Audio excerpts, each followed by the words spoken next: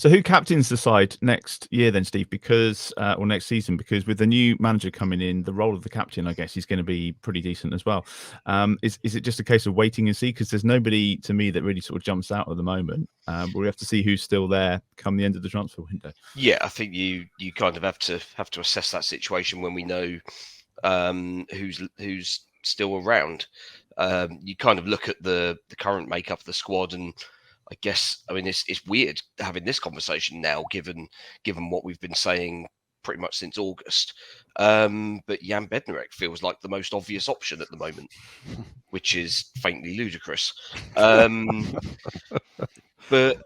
yeah, you kind of look at who else. I mean, Jack Stevens, if he comes back, he's a leader, but he's not I mean, as I've banged on about him in the past, is that he's brilliant at organising other people and less good at organising his own game, which is a little bit of a problem, I think, in that situation. I think we just need to have a solid defence that knows what they're doing and can get themselves organised and not need to worry about what their teammates are doing.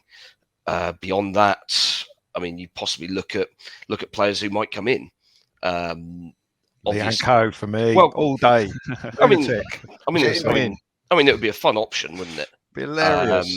If Lianco stays, then I mean, he's a candidate, isn't he? He's one of the few experienced players we've got.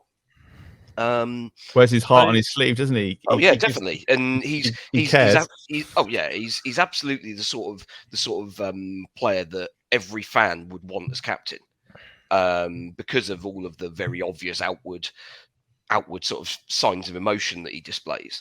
Whether that's quite what you want in the dressing room, when you want a little bit of a cool head and someone just to calm everyone down and say, "Come on, lads, let's switch on and just make sure we get this sorted, get it over the line."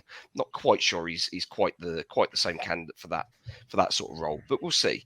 Beyond that, you look at the other players that are likely to still be here. I mean, is Stu Armstrong captain material? Is he going to play much?